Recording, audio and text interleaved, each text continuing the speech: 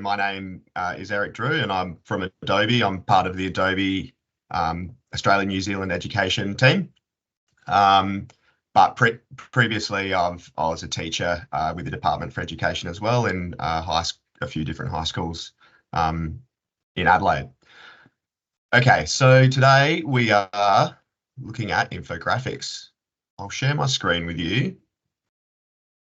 So Lynn has popped in the chat the link to this webpage, and this webpage outlines all the things that we'll do today, and there's some videos embedded in it, so you can come back to this webpage and get a bit of use out of it if you are ever making an infographic. All right, so our learning objectives today are to locate some infographic templates on Adobe Express, understand how design principles can be used to tell a story and drive action, add and manipulate design elements, shapes, fonts, and colors to your infographic, use Adobe Firefly to generate design elements for your infographic, and then we'll have a look at how creative cloud libraries can be used to transfer design assets from Adobe Firefly to Adobe Express. So we've got a little bit of Gen AI in there. If you're using your schools.sa.edu.au login, then you can click on this and that'll take you straight into Express. If you do not have that domain, you can still click on that, but you'll just have to enter in your email and log in that way. All right, so the first part here is to have a bit of a look at some templates. We'll go into templates in a minute, and there's a video there that will help you to locate different templates or how to search templates.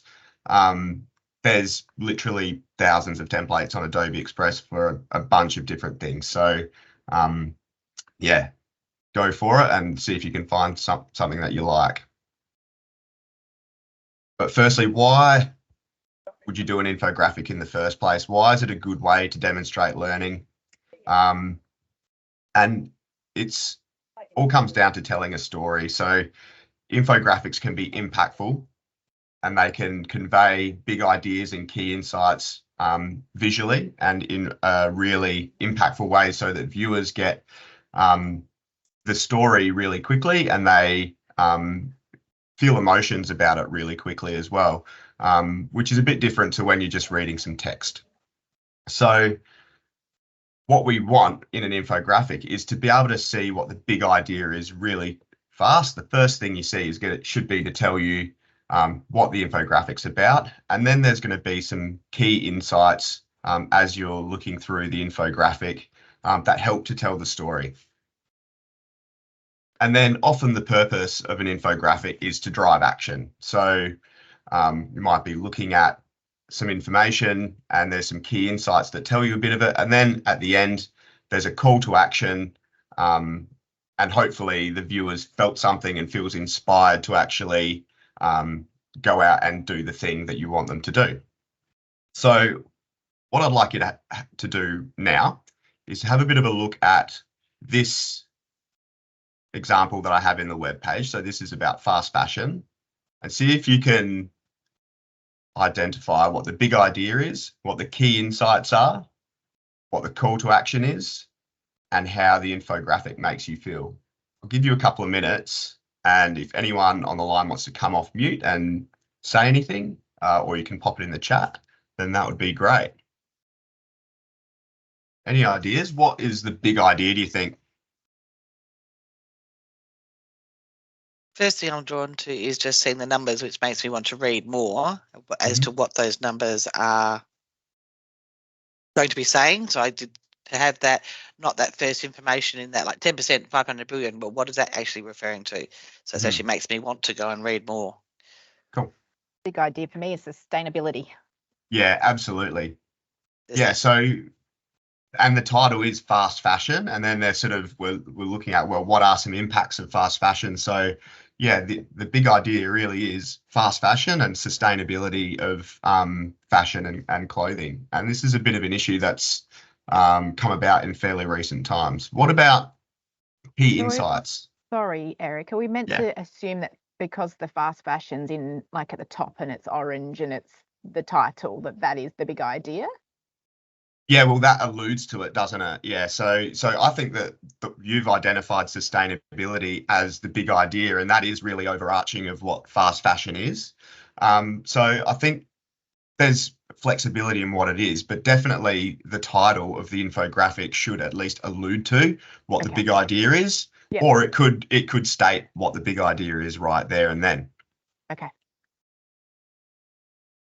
Key insights. Lynn, you sort of alluded to this before when you started seeing the graphics with the numbers in them. They're the key insights that help to tell the story in this example. And then a call to action. Stop buying so much fast fashion. Yeah. What can you do? Yeah, exactly. And don't visit Supre. Exactly. And it tells you at the bottom. Yeah. The great thing about what you said, Karen, is actually you get to that yourself, don't you? Is once you sort of see the key insights, you can come to those conclusions yourself about what are some things you could do. And then this infographic has a really explicit call to action at the bottom saying what you can do. And there's a few ideas about that there. So I think this example tells a story, a topical story, and there's a clear call to action in it. There's been some design principles that have been used to develop this infographic, and it's good to keep design principles in mind when you're designing infographics, because sometimes it's easy to get lost in if there's a bit too much information, or if the sizes aren't right, or if it's too colourful.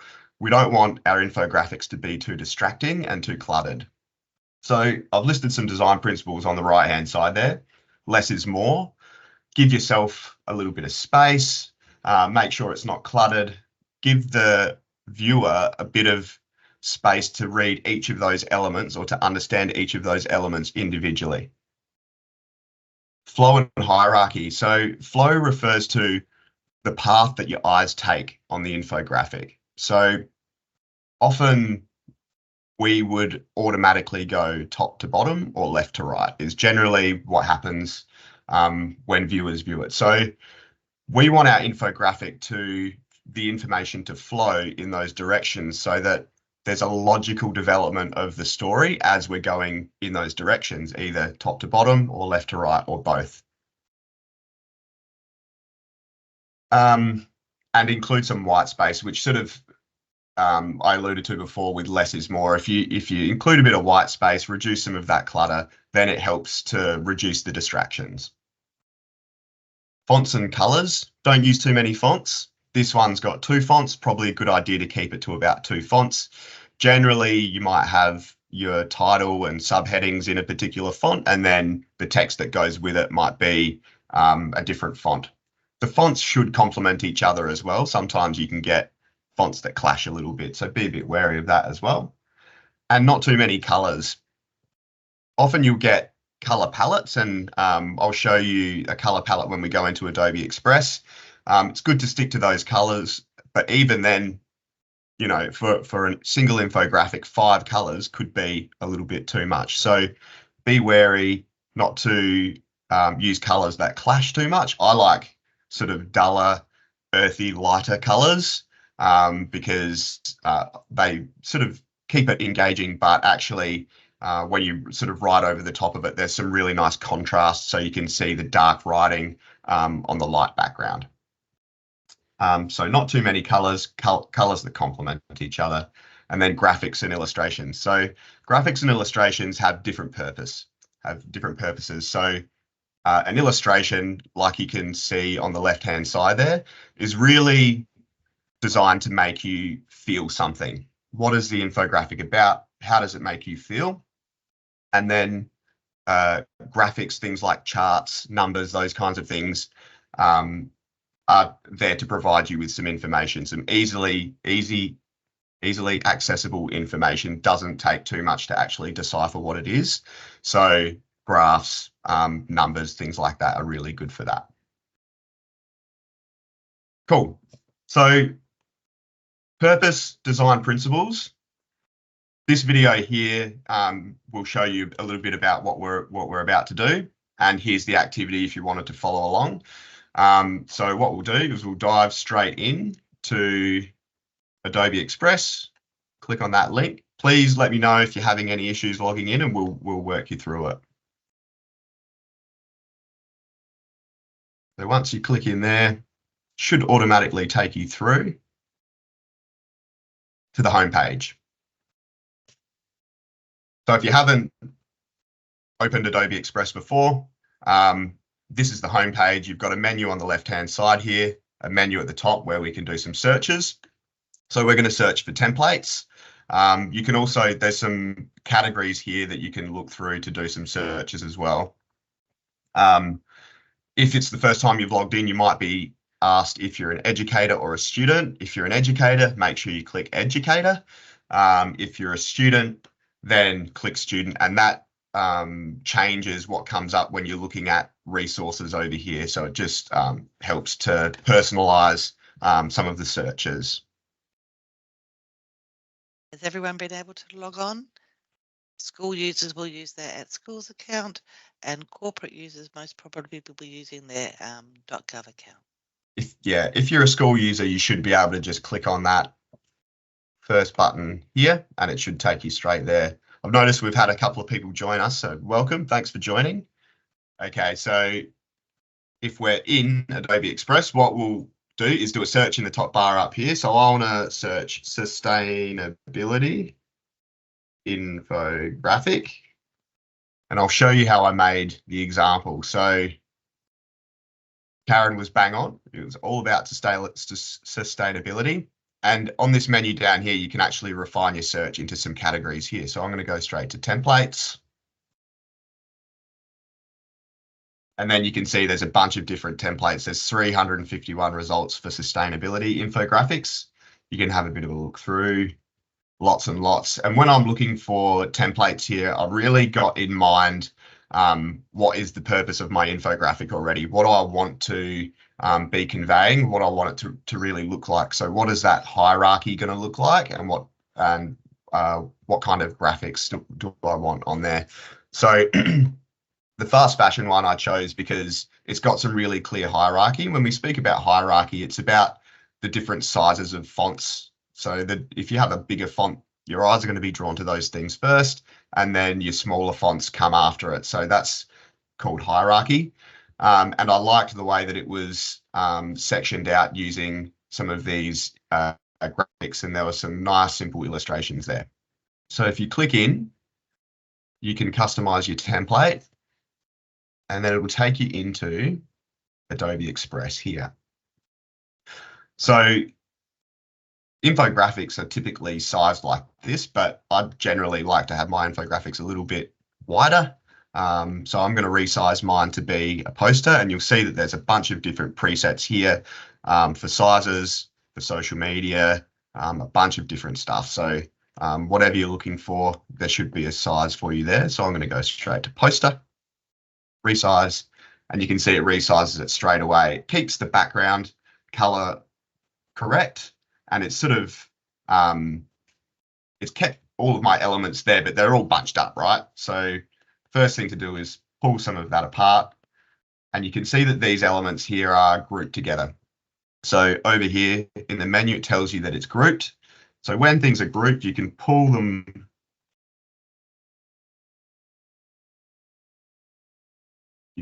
apart like this, and the size will increase all in proportion. So it's a good way to do it. Even the font increases. If I want to zoom in, Control+ will help me to zoom in a little bit. And if I want to ungroup my elements, I can ungroup them to start working on the different individual bits. So here you can see that is also a grouped element. Keep that there. And I'm just going to move some of these graphics to the side.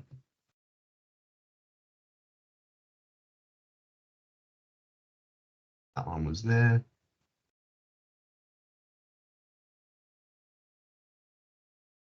And if you have grouped elements, so you can see on the side here, these are the groups. You can double click in them, and you can still actually edit them, edit the different graphics and elements even while they're grouped together. Okay, start to move some of these. It's really important when you're working with Adobe tools to understand that you're always working in layers. So when you select an element, you're working within a layer here. So this group is within a layer, and this is your hierarchy of layers on the side. So I want this t-shirt to be here, but I want it to be underneath this part. So what I can do is drag the t-shirt underneath that layer, and it'll be underneath, and then it's going to be over the top of this one as well, which I think looks pretty cool. Now these elements should be grouped, but they're not. So if I click on one of them and then hold shift and click the other one, then it selects them both together, and I can move over here and click group. And then I've got some of these illustrations that I want to keep here.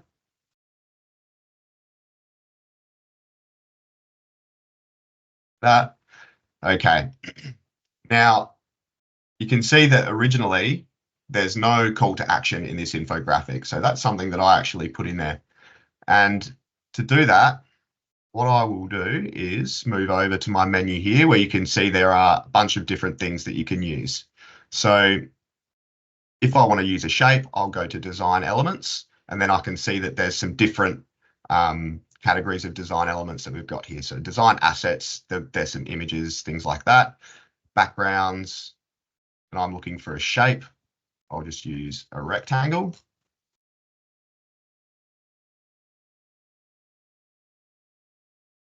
Then I'll pull that all the way across. And then to change the color, you can see, make sure that the shape is selected, and then you can change the different colors here. So this red line through that means that there's no border. And then here is the page theme. So when I spoke about a color palette earlier, this is the color palette of the page. So any of these colors are really complementary to this infographic, but I actually think that this should stay orange. So I'm going to select orange there. Is it possible to have the color palette set up with school colors? Like, you know, so I have colors that I normally draw on for my graphics. Yeah, absolutely. That's a great question. So to do that, you can go to your stuff, and then we have brands and libraries here. So what you're talking about is a brand. So you can add a new brand in your library. Yeah, add a brand, create new brand like this, and then your brand. And then you can add your logos, fonts, graphics, templates, and then they'll be there for you to use at any time. And here's colors here. So then you can choose your colors, and you might not know exactly what colors they are. Or you can custom colors. If you know the hex code, you can put in the hex code and it'll give you the exact colors. Or we've actually got RGB there as well, if you want to use that. Or you might not know those codes, but you might have a logo or something that is in those colors. And then you can use this dropper, and that dropper will sample any color that you hover it over. It doesn't even have to be in the project, right? So if I wanted that yellow there, click it, and then that yellow is going to come up as one of my colors. So if you've got a logo, click the different colors, and then you end up with your color palette, and it's really, really easy to do. Save your logos in here, your fonts, and then yeah, you can brand anything really, really easily. Awesome, thank you. No worries. Okay, so we were talking about color palette a little bit. I was going to bring this one to the top of that. Cool. Okay, and then so we've looked at shapes. Now I want to add a bit of text because I'm going to do my call to action. So my call to action was, what can you do? Right, so big text like this, I need to adjust the size. You can adjust the size really easily just by pulling and pushing on the corners there. If you pull from the side, it'll stack it. So what can you do? And then I want to match up the fonts with the fonts that are here. So if I go over here, I can actually see that the fonts that are in this document already have been listed here. So fonts that are in use are already here. And the heading fonts, I believe, you can see Cooper standard. Pull that out. What can you do? And then I can add those call to actions there. We're running out of time a little bit, so I might just hold off on that one. I also wanted to add another. So we've got icons here as well. What's a finger pointing? See what we get. So there's 235 different results for that. This was the first one, and it automatically sets the color to match the style of the project that I'm in. So there's the call to action. All right, we're a little bit cluttered. Let's pull it out a little bit.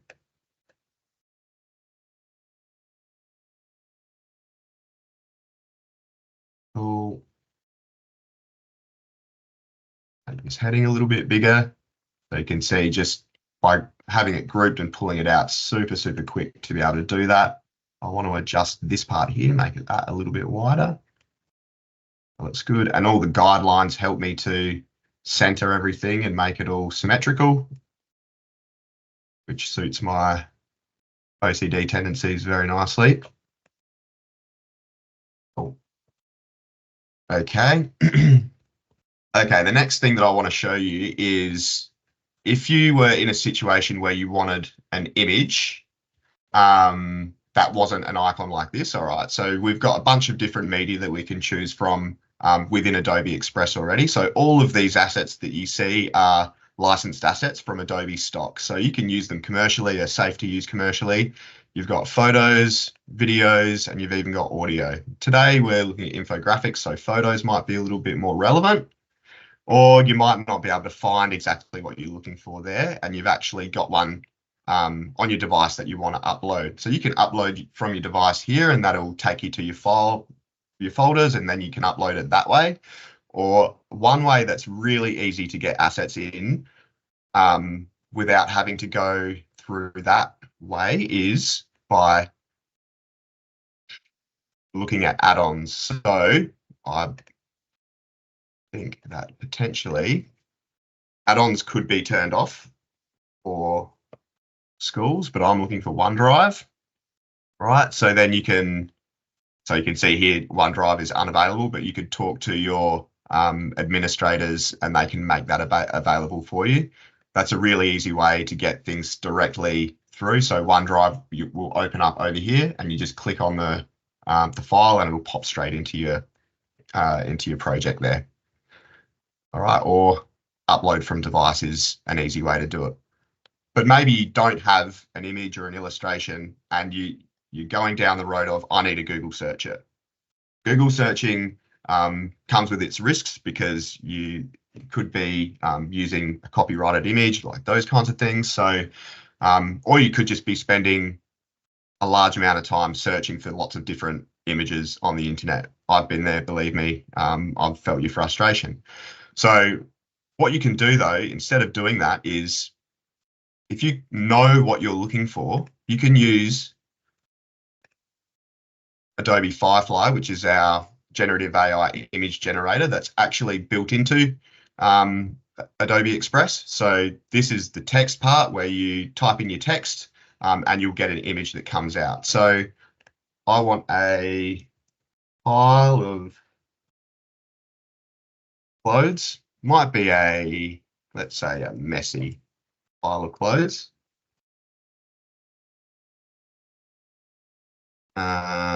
Let's see what happens here. And you can see that there's different, you can refine your search without having to write up what type of art you want.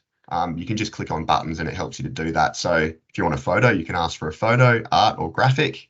Let's have a look at a graphic, and let's make it a stamp. No, not a stamp. Let's make it a cartoon and then a doodle. Generate, and we'll see what happens. So you can see it working here. How did you get to that spot again? Yeah, great question. So you need to go through media and then text to image. So if you this is, if you're in a project, this is how you access Adobe Firefly. Media, text to image, and that'll take you to this window here. And then once you've got your image generated, I can see, you know, it's okay. It doesn't really match the style of my poster. If you wanted to use it, you could. And you can make some adjustments here as well. So you might want to remove the background of the image to help it sort of blend in a little bit more. All right, so that sort of doesn't look too bad. Still not really fitting the style. If you wanted to add, or if there was something missing, right, you could use generative fill, and then you can kind of add some things. I don't know what this is going to do. I'm just sort of thinking on the fly. So this could be just some lines, maybe to make them stinky clothes. See what that happens there. Working.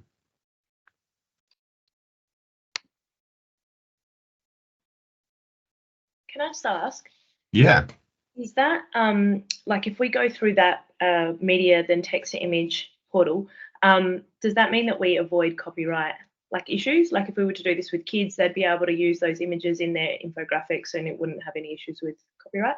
Yeah, that's a great question. So Adobe Firefly is designed by Adobe, and the model is trained on Adobe stock assets and public domain assets where copyright's expired. So it's designed to be used in schools. It's designed to be used commercially. So yes, the answer to your question is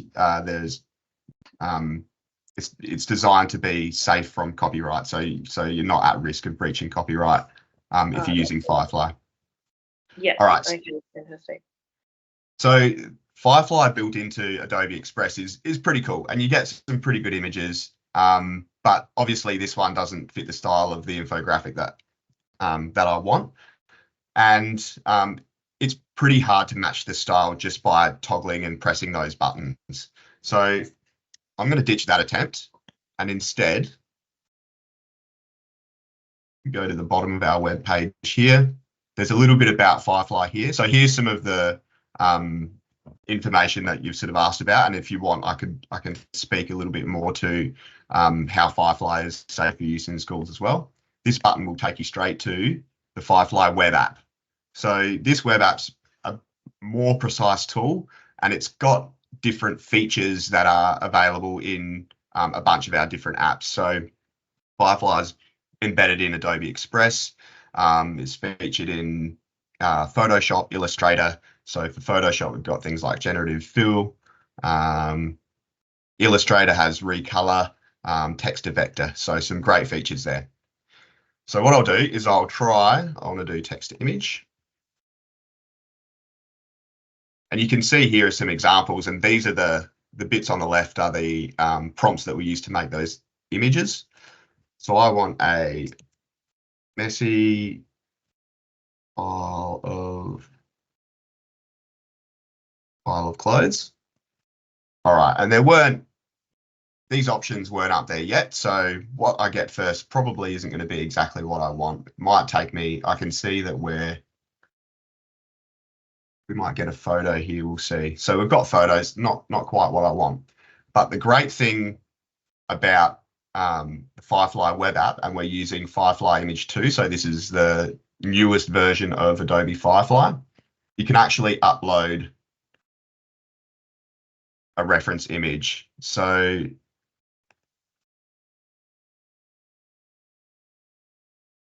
I'll upload my my project here, and to do that I'll actually need to download it first. So you can download here and then download it as a PNG, and then it'll be saved onto your computer and you can upload it in here. So now this is going to be my style reference, so the images that I get should match this style. So messy pile of clothes, let's see what happens.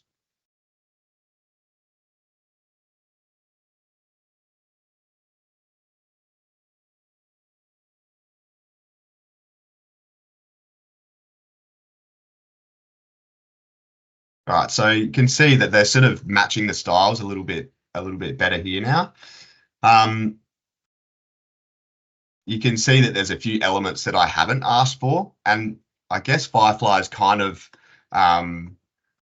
detected a bit of a happy theme from maybe the color palette or something like that. So if I don't want things like love hearts or these extra sort of bits, I can go to advanced settings here and I can tell Firefly what I don't want to see. So I don't want to see love hearts or bows or let's say extra graphics. See if that helps.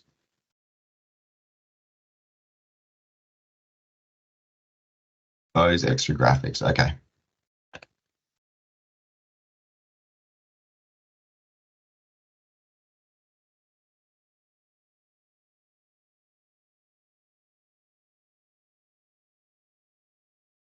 All right, well, hasn't really matched my.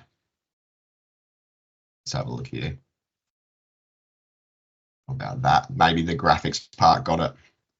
All right, and what we can do as well is have a look at the visual intensity. So the visual intensity will is how close it is to the prompt, and then the style strength is how close it is to the style. So let's level that one right up. And it's still on photo here, so I should click that to art, and that might help too.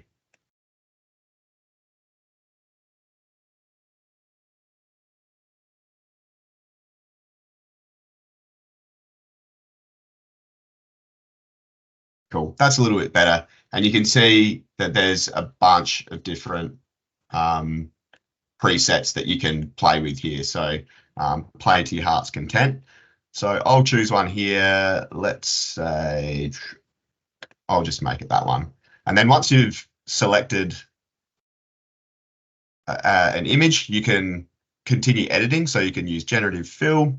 You can use that one as your style reference and keep going and try to refine your prompt even more. You can remove the background here, etc. I want to edit this in my Adobe Express project. So you can click edit in Adobe Express and it will open it as a new project. But I want it to be part of another project. So I can save it to a library. Yep. And then I'll just save it to your library. Save. And you can see it's applying content credentials. And what that is doing is it's applying metadata to this image saying this was an AI generated image. So you can't get rid of those content credentials. So if students are using AI, you can identify that AI has been used by going into uploading the image to a website called Verify through the Content Authenticity Initiative. And Verify will show you the provenance of that image. So it'll show you where Firefly has been used and if it's been edited as well. So to locate my image now, I need to go to Your Stuff. And then I've got my libraries here and my image should be in Your Library. Here it is. And I can click on it and here it is. So I'll put that in the corner. Move that up a little bit.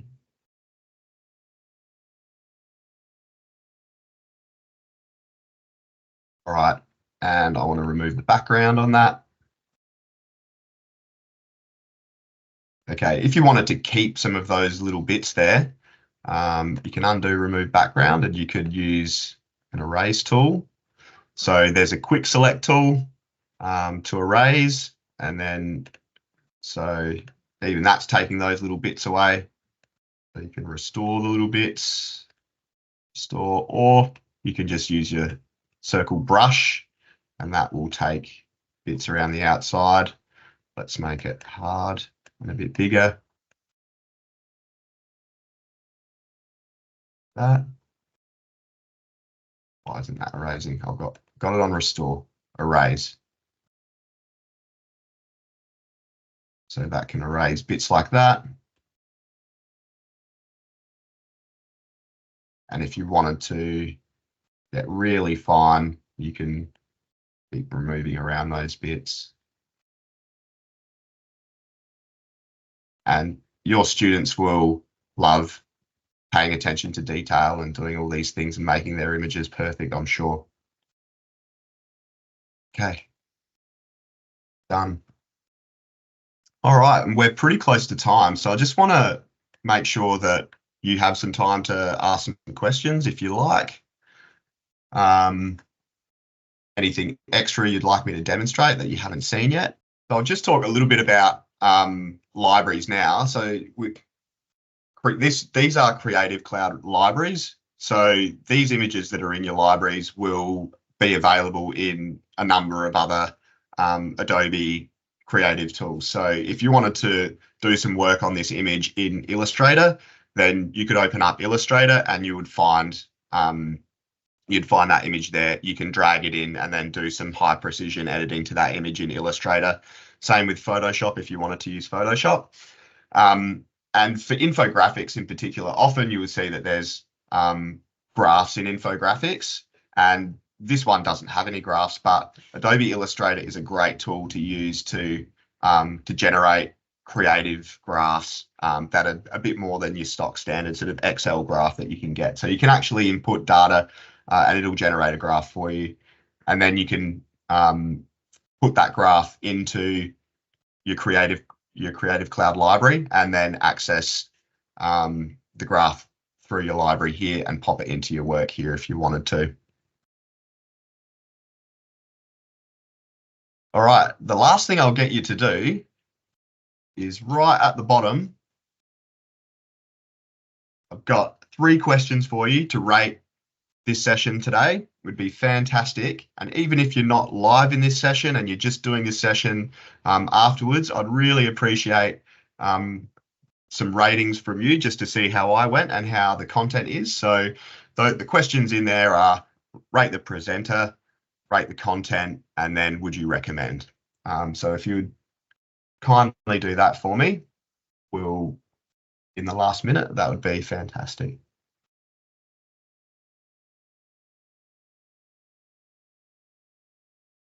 So next week we have slick videos with Adobe Express as well. So if you're interested in how to make videos, then tune in again and we'll take you through some of that.